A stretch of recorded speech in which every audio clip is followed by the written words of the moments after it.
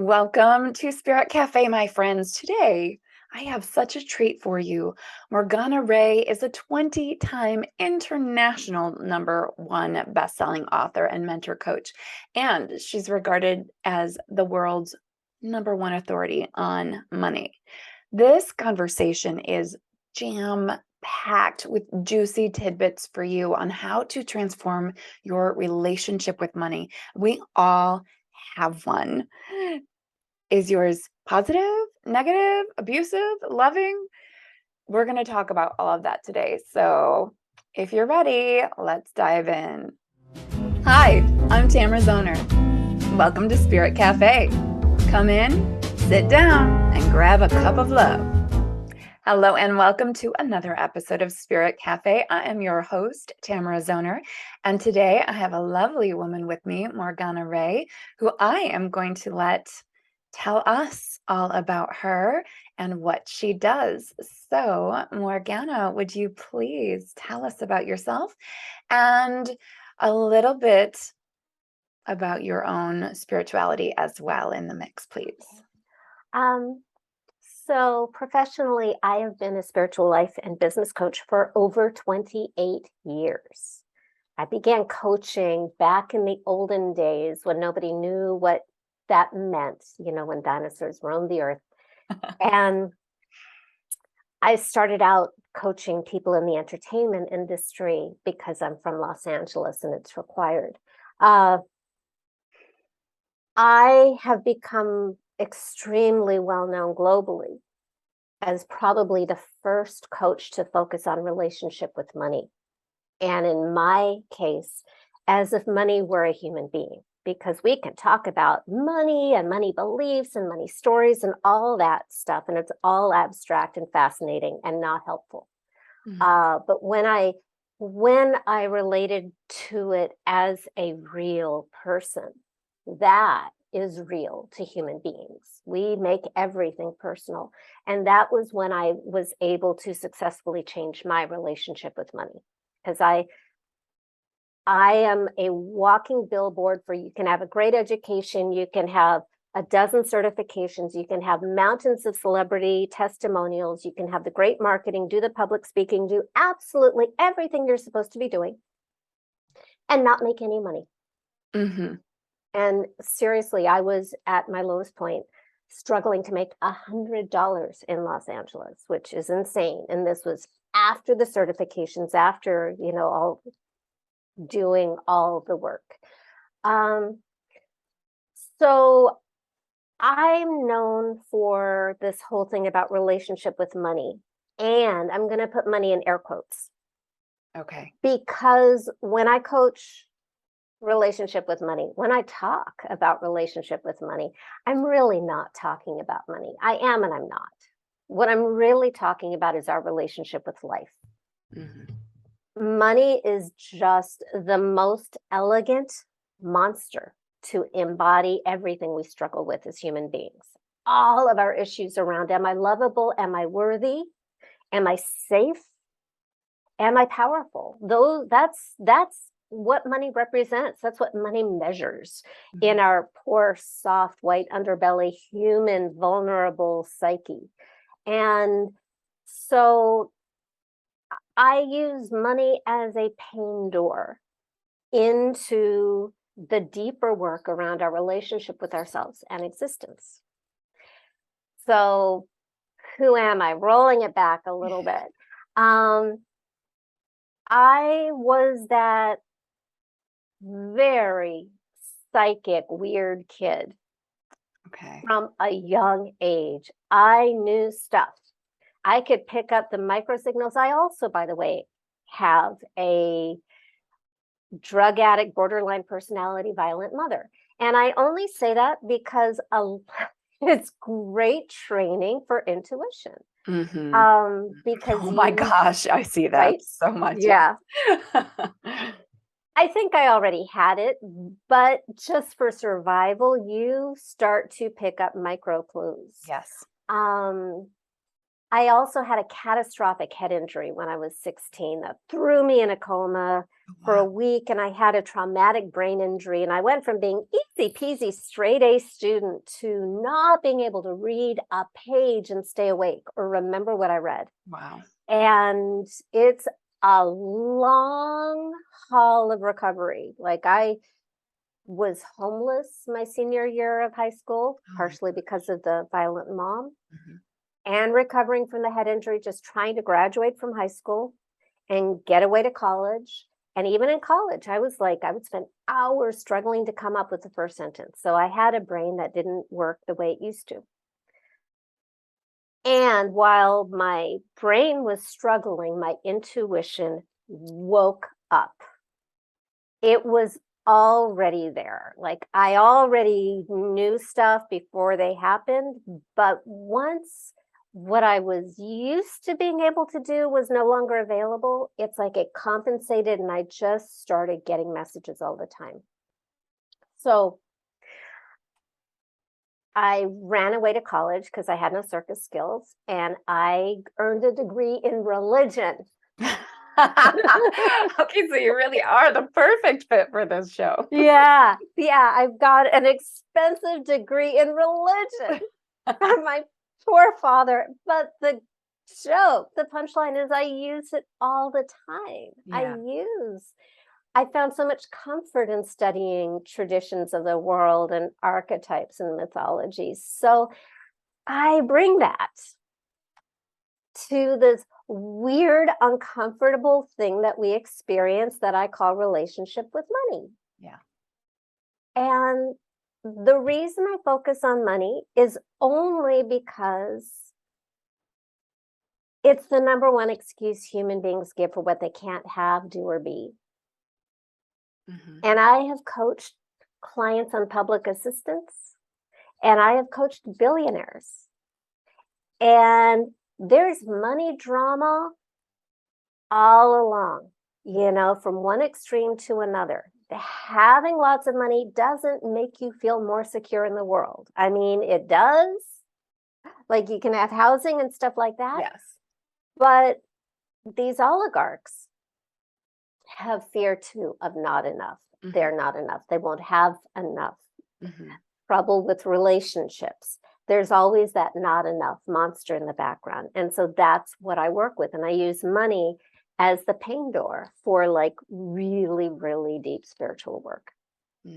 So tell us about your own journey into your relationship with money and how you got to this point where it's so rock solid that you are able to teach it. And I mean, even relationship coaches have relationship challenges, and maybe you can share some of your own experiences and bumps in your road, to let you know. It's so important that people know that experts in anything have become that way through trial and error and a whole lot of practice. I do what I do only because I was such a dramatic failure Hmm. at this money thing. And I did everything. I took every marketing class, sales class, business class. I kept getting more certifications, thinking if I had more skills, then I could make money.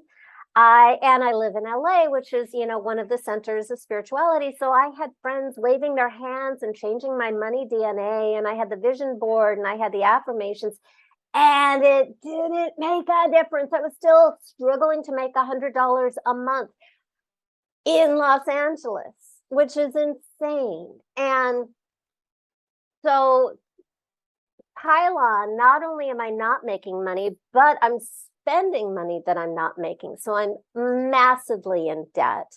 And I'm building up this kind of shame body too, because I'm telling people that I can help them with their lives, which I do. And I was great at. But I had this shameful secret. And it was like I had superpowers of money repulsion. People actually wanted to hire me. And I had this magical ability to get people ready to hire me and push them away without knowing I was doing it. Mm. So I had taken this class on overcoming sales objections. That was sort of my Hail Mary. Like I'd been working with coaches the whole time. I don't have money for rent, but I still have coaches.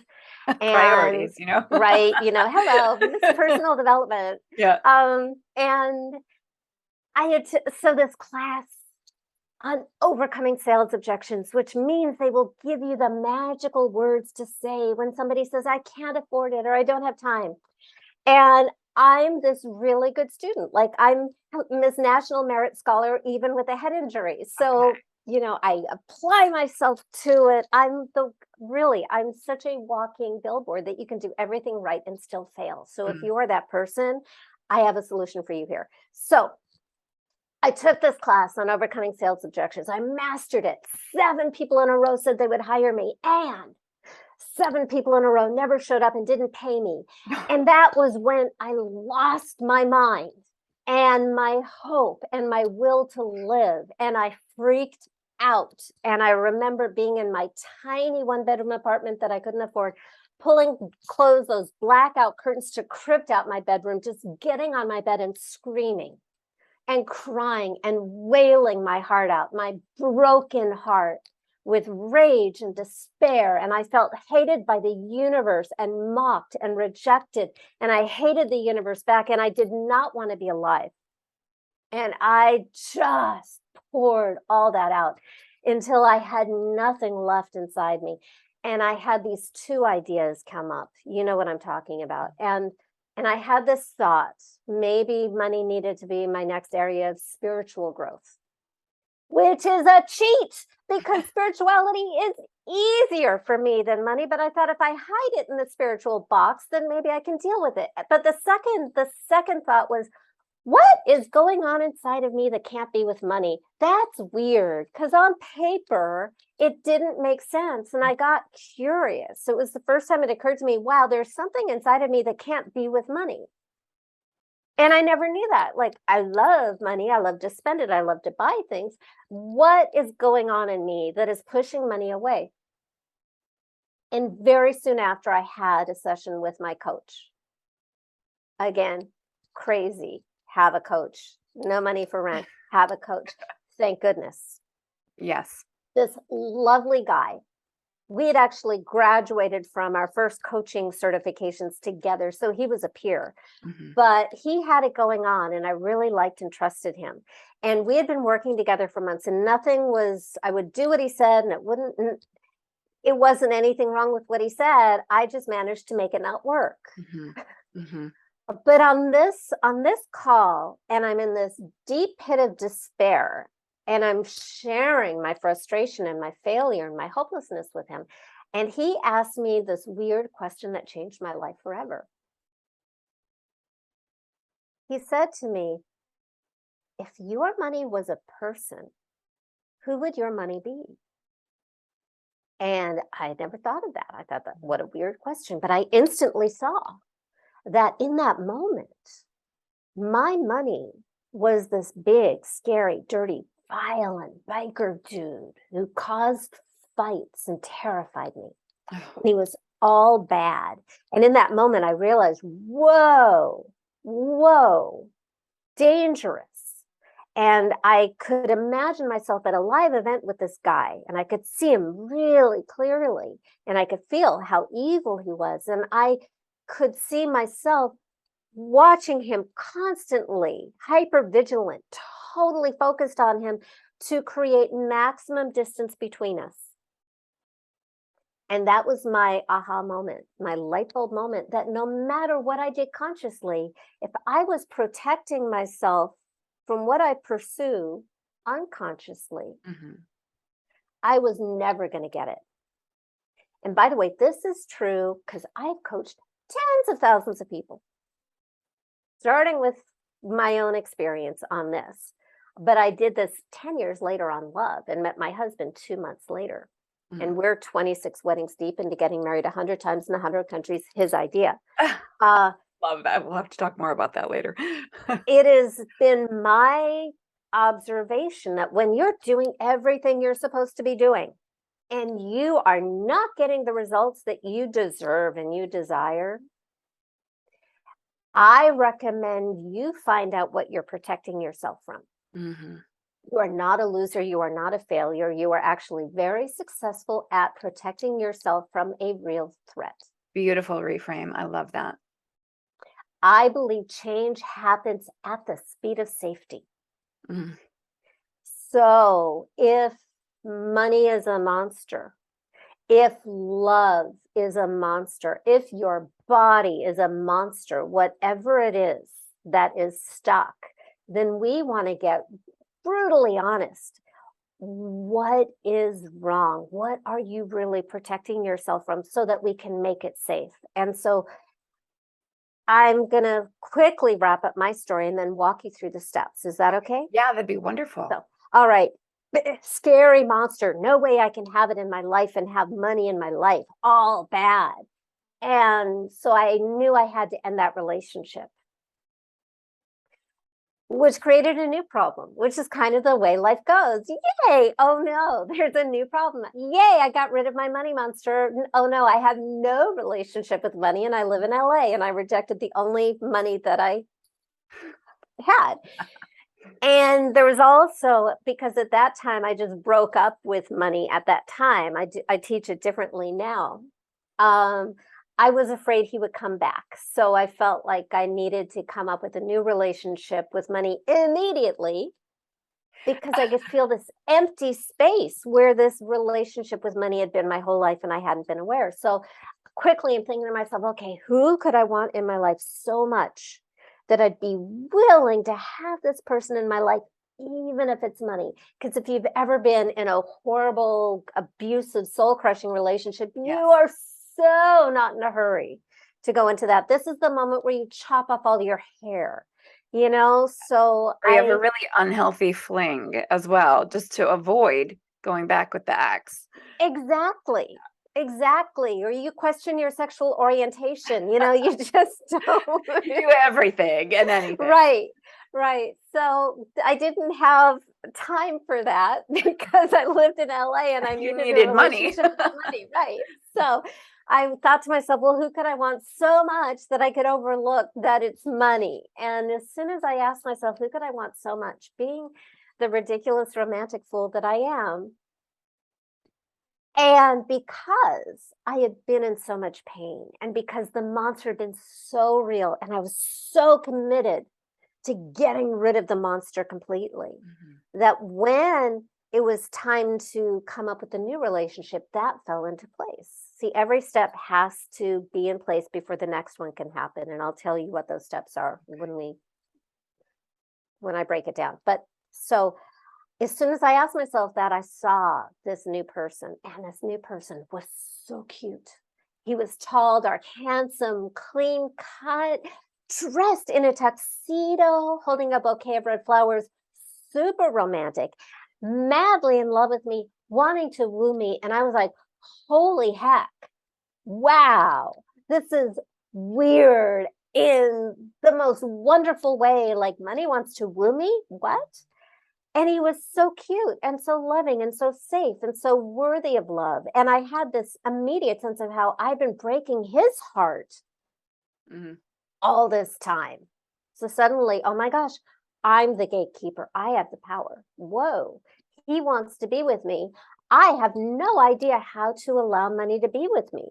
So I asked, because he was a guy. I asked and he told me. And at that moment, he said that what he needed from me in that moment to be with me was for me to love him, because I had been breaking his heart, and to stop treating him like a monster, which seemed very fair. And that was when I started noticing, oh, I did this. Like, people would ask me what I charge, and I would choke, you know? Yeah. And so I made a commitment in that moment that next time he brought me a gift, which typically looked like somebody wanted to hire me, I would say thank you, just to make him feel good, right? And like, I think within 24 hours, 4 people reached out to me and hired me for double what I'd ever charged before. And they kept coming and they kept coming, and I have made millions of dollars. And I own my own house in Southern California, and I'm the person who was making $100 a month.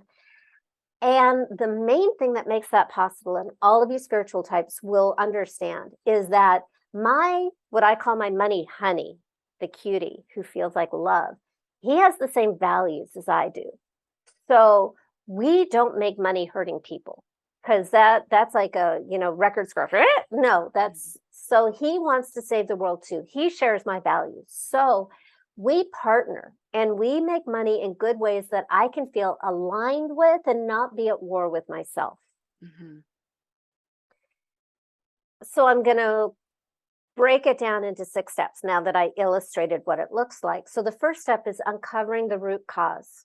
The root cause can appear to be money drama, but it's actually what's behind the money drama. It's the reason we're so weird about money in the first place. And money drama can be when you have none or when you have ton, Mhm. but it's what money represents. So it's not the money story. The money story is not the root cause, it's the symptom. And I know a lot of coaches love to say, change your money story, change your life, which, by the way, is very good marketing, and it doesn't work. What money represents is love, worth, safety, and power. So anything that has ever made you feel unloved or unlovable, start with your parents. Mhm. And if you had great parents, keep going and find, when did you first feel unloved or unlovable? When did you first feel unworthy, worthless, not valued? When did you first feel unsafe? Especially stuff that doesn't look like it has to do with money.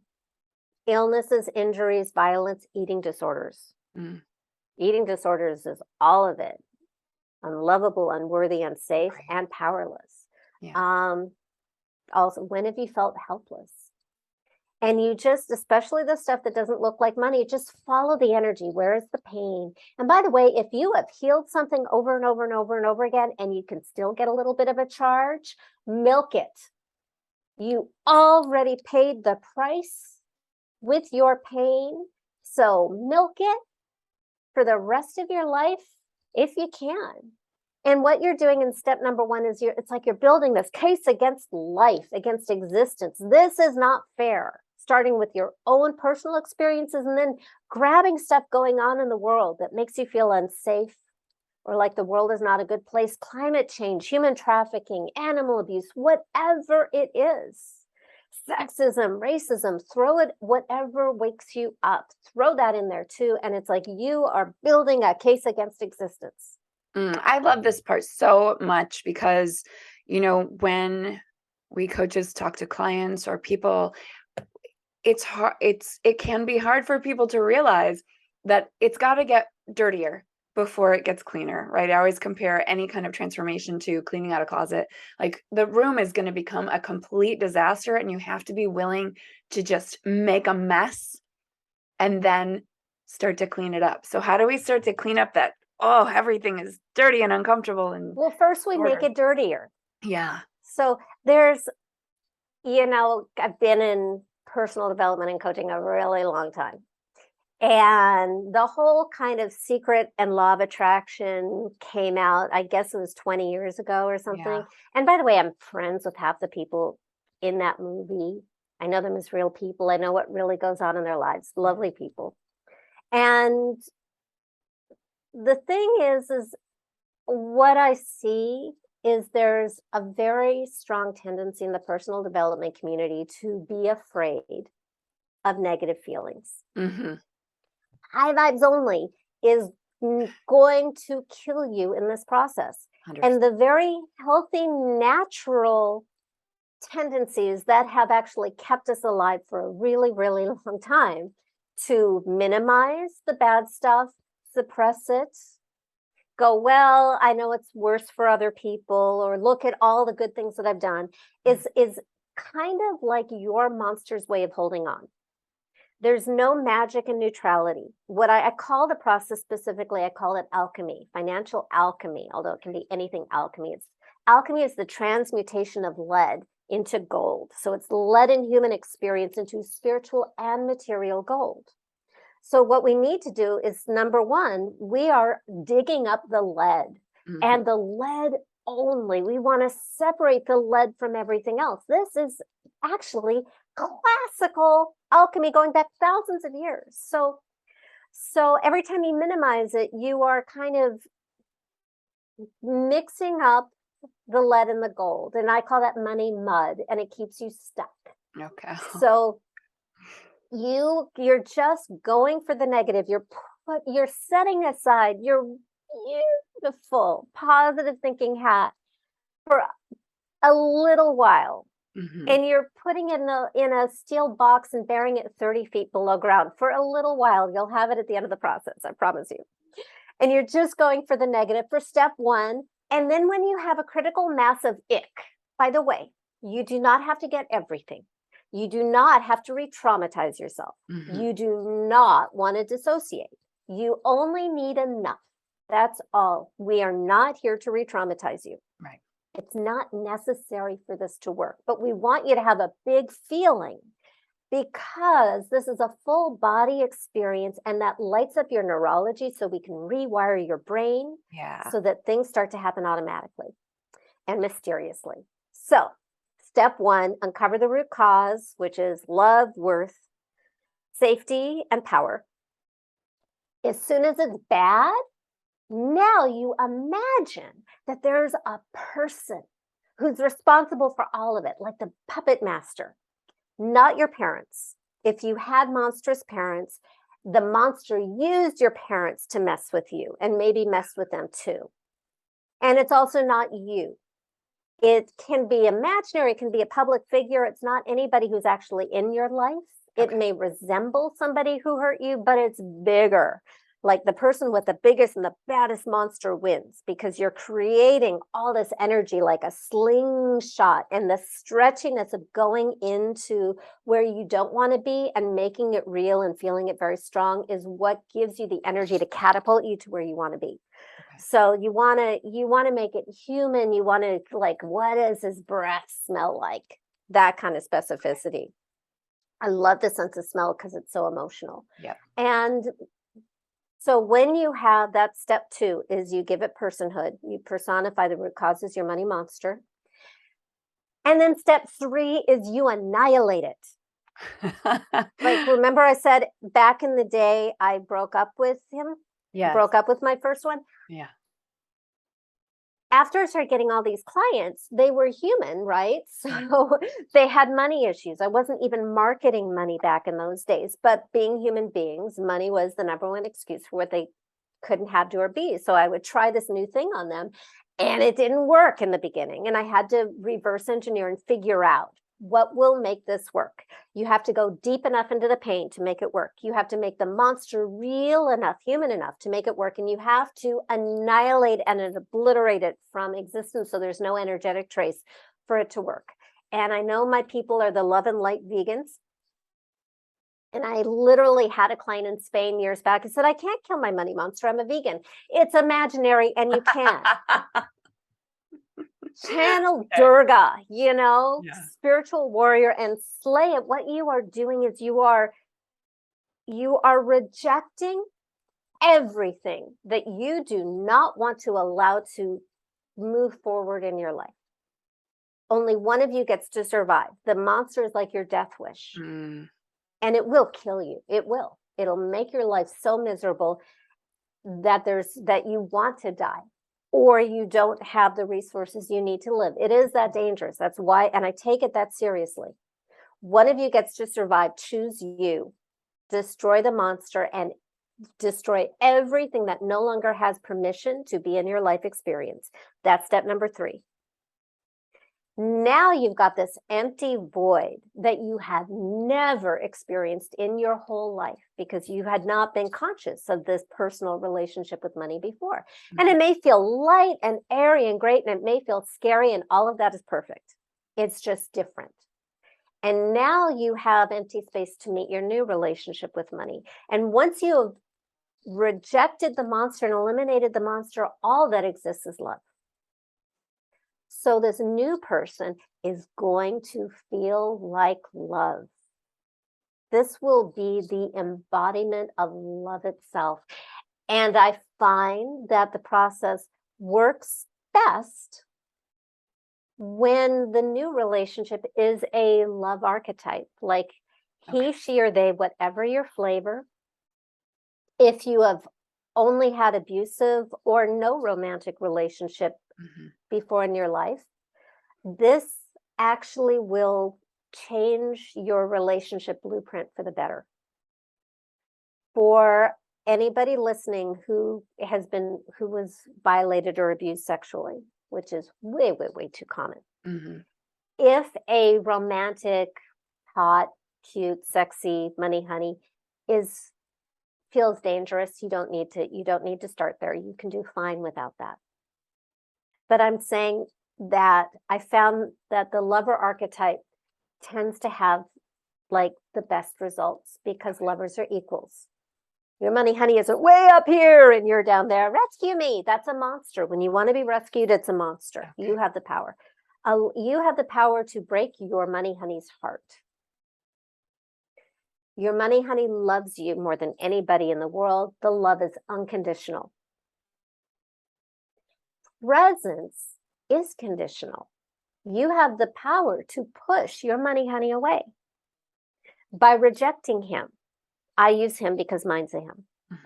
Or by rejecting and abusing yourself. Can be so painful for your money honey to be with that he just is like, I just don't know how to be with you when you do that. So this is a relationship who loves you. And I also find that kind of the sexiness of, like, I had a coaching client back in 2003 whose original money honey, because like perfect coachy language, is like, my money honey is a playmate and we play in the sandbox together, which sounds so like coach, right? And nothing happened. And a week later, she said, okay, this isn't working. My money honey's going to be Viggo Mortensen. And within 24 hours, she made $10,000. Okay. Because it's sexier. There's more aliveness, more fun, more juiciness, more yumminess. So that's 4. 5 is now you start to have conversations. You talk with your money honey. All that stuff you're unsure about because all of your like self-doubts or outside input is like kind of causing static in your divine connection and your highest wisdom. Screw that. Just talk to your money honey. Your money honey has none of your neuroses. And so you can have those conversations. And that's step number 5. And then step number 6. Step number 6 is action. Concrete, measurable action, the kind of thing that I could call you up on a Thursday and say, did you do it?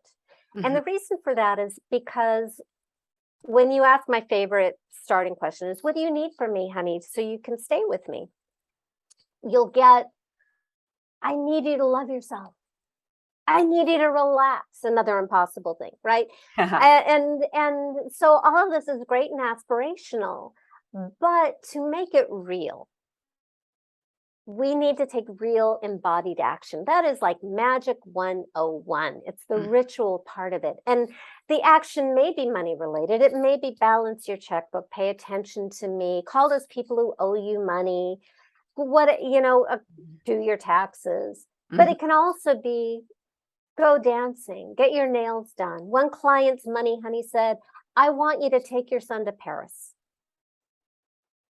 And she said, I want you to use me for things that are worthy of me. I want you to take your son to Paris. And by the way, that client, who was a guy back in 2007, made over $1 million in the next 6 weeks. Oh, wow. Wow. So, and I dropped that because I have like this unending flow of stories with dollar amounts. So just to like ground it in like one of the lower chakras, there is real money. It's sort of like, and all of my spiritual friends watching and listening will know what I'm talking about. It's like the frosting. It's like your relationship with life changes and you feel safe and you feel worthy and you feel powerful and you look at your life circumstances and you look at it in partnership with your money honey and it already looks different. It's handleable. You see opportunities that you didn't see before. And then the weird shit happens. Pardon my language. I've been trying so hard to keep my language Doing clean. great. Yeah, We okay. let a couple slip here and there. It's all Yeah. right. And that's when, the unexpected money of thousands, tens of thousands, hundreds of thousands, millions of dollars happen. I had a client in Idaho who made, I think it was $1.2 million, like within hours of our 15-minute coaching session. I had another client September last year. Her coaching session was 8 hours because it was really, really hard. Mm-hmm. And she also made $1.2 million over 4 months. So, by the way, that's just the process takes as long as it takes and as many levels as it takes for the individual. There's no right or wrong to it. Mm-hmm. The main thing for me as the coach is I promise I can outlast any monster. No monster has ever survived me. And we do what it takes, and we take it as slow as it needs to be to make it safe for you. Do you find people with a lot of with like really big money monsters they could just keep making that list with the first step all day long, or maybe for weeks or months? Do they need to go back and repeat the process, or do you so is it a process that's repeatable, or do you want people to, okay, so as you kind of level There's up, no such thing as a single one and done silver bullet, right? So for you gotta anything. uncover that first layer, clean the My first money, honey, lasted a good 6 years. okay. And then 2008 happened, and I was like, whoa. And I stopped trusting money because I was so affected by all the pain around me, and I had to do it again. I have another client named Athena who, this was fun. She hired me in 2007 in the fall, like October. And within 4 months, she was making tens of thousands of dollars and taking money moons down from New York to Florida. Okay. Spiritual money honeymoons. And I asked her, wow, why are your results so big? And she and I had gone through the process twice, but she had gone through the process on her own an additional 15 times. Oh my gosh. Wow. Okay. So anytime anything came up, she was just practicing this like really vigilant spiritual hygiene. Oh my God, there's a monster. So it's whenever the world feels wrong, you have an opportunity to use it. It's like, if you've got any kind of what feels like a victim experience, those are sacred. Those are portals. Use it. Yes. Nice. You don't have to be afraid of it. You are a monster slayer. So, by the way, the person with the biggest monster who is in the most present pain is usually the easiest. Usually the easiest. It's much easier to coach that person than the person who's like, my relationship with money is okay. I would just like to make more. Then you just really have to dig. And by the way, the woman who was 8 hours, she had actually worked with me years earlier and then wanted to go on my retreat, which is a week-long, really intensive thing with just a handful of women. And she didn't mean to be difficult. That's just where she was. At that moment, that's what she needed. And we were circling around money monsters and love monsters, and we did both. And it was just what was needed for her at that time. The first time she wasn't like that. This time she was. It's impossible to know. It's sort of like surgery. You find out when you open it up. And so I like to make sure that there is all the time we need to get through the whole thing. I'm not here to open up a monster and go, oh, next appointment, bye. Come on. That's not okay. But I do want everyone in the world to be able to have a tool to use those experiences in life that hurt you and that you know in your core are just out of alignment with your values and they feel wrong. And you can spiritual bypass and look at the bigger picture and all that kind of stuff. And by the way, that's true too. Hmm. But you can actually use your human flesh suit experience for your evolution. Hmm. Hmm. You don't have to be afraid of it. You can go, okay, good. I've got some lead and I'm going to make some gold. I love that. I love that because otherwise, what's the point anyway, right? I love to use the mantra, everything happens for me, no matter what it is, no matter how uncomfortable it gets or how dirty it feels or how I wish it wasn't happening. If I can remember that everything is happening for me, then it's like every struggle and blessing is a gift, and I get to determine how to use it. I have a client in Florida who I'm going to hold up my book for those watching the video, Financial Alchemy, 12 Months of Magic and Manifestation. She hired me after having her first $250,000 sales month using the book before we had ever spoken, before I knew she existed. Wow. And she hired me to coach her for a year, during which she actually bought the company that she was making those sales for. Oh gosh. And everything went dramatically south when the people selling the company decided to fight with each other and try to destroy the company that she now owned, just to like hurt. It had nothing to do with her, but these two brothers sold the company and they were trying to hurt each other by killing the company. Oh goodness. Devastating. The worst thing that could happen. Drama, drama, drama. Trying to hold on to clients, the valuation of the company dropping. And what came out of that was, here's this company that she was on the hook for millions of dollars to purchase. Because of the damage they did and the valuation drop, she was actually able to buy that company for under $100,000 in cash. Wow. And fix it and clean it up without the former owners participating at all. That's magic. That is like, sometimes the worst thing that you can imagine happening is actually it's an opportunity for you, but you have to go through it. Right. And going through it is such a key phrase, like be willing to go through it and grow through it too. Yeah. And having your money honey is like a way to get out of your own freak out Mm-hmm. and Yeah. stay in the game with the long picture and make wiser choices that are not reactive, but to,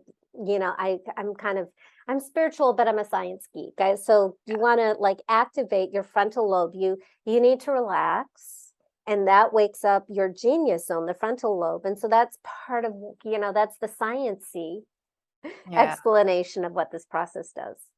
Beautiful. And I do love the relationship to money, which I think a lot of people don't realize they have one. They Right. think they have money or they don't have money, but they don't consider the relationship. And I certainly didn't until about 10 years ago, when I got into personal development again and was given this exercise of, for 1 minute, writing everything I could, all the words that I related to money. And after a minute, I looked at my list and I was like, crap, no wonder I don't have any. It's all negative. Every single thing that I wrote down was negative. I didn't have one positive thing about money. And so then I started working on my relationship. But I think I'm going to buy your book, Morgana. So how do we find it? How do we find you? How do people get to work with you? And where do you show up online, aside from Spirit Cafe? Because there's a whole lot of value in this episode. Where do you share yourself with people? Where's your favorite place to show up? Primarily my website, morganaray.com. Okay. That's like the mothership. I've got my 4-part money magnetic video series there. I have my money love quiz to see where you are on your journey. We are all on a journey to having the freedom to focus fully on love, lifestyle, and legacy. That's Beautiful. the only reason for money to exist, is to support our focus on love, lifestyle, and legacy. So all that's at morganaray.com, including hundreds of articles and videos answering questions from readers over the decades. And also, if you buy my book, which you can buy anywhere in the world, but Financial Alchemy, 12 Months of Magic and Manifestation, my former commercial career holding the book by my face, that's what people do. Fabulous. Um, when you buy the book, come back to my website, go to the book page, enter your name, email address, and your receipt number, and you will get a bonus 2-hour Q&A call that I recorded when I launched the book. Because I try to be as thorough as I can be, but human beings are amazingly resourceful at coming up with new obstacles that never occurred to me. Endlessly resourceful at coming up with new obstacles, and that's what shows up in the questions. So when I answer a question for somebody, it's helping everybody. That's actually my best material. So you want to get that free download. There's another free download, completely different, link to in the book. So my newsletter, my email newsletter, usually one a week, that's where my best stuff goes. I'm a little active on Instagram, Facebook, very little bit on LinkedIn, but the best stuff I would say is really, if it makes it to my blog or to my newsletter, that's the quality stuff. Okay, beautiful. I will put that information in the show notes. And thank you for, just blowing us away with those beautiful tips in that process. I'm probably going to go buy your book now. And just for being you. And gosh, you're so bright and your energy's so beautiful and really a powerhouse of love. Like you can really feel the love. You can really feel that you are walking your talk and you are sharing your lived experience. And no matter what the common belief about people in LA might be, there are some deeply authentic souls, and you're clearly one of them. And I'm so grateful that you came and shared yourself and your story and your wisdom on Spirit Cafe. So thank you, Morgana. I'm so grateful. Thank you, Tamara. You're welcome. Thank you.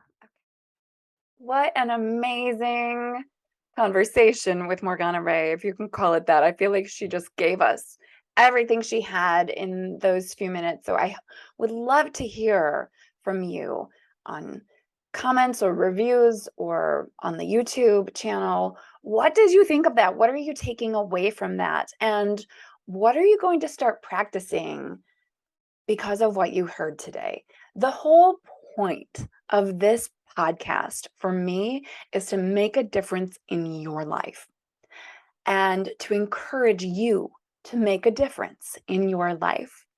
I hope so much that you will do that today, and I want to hear about it. Thank you. Thank you. Thank you. I'll talk to you again next week. Thank you for joining us on Spirit Cafe. Please leave all comments on our Spirit Cafe Facebook page or in the comments below our YouTube videos.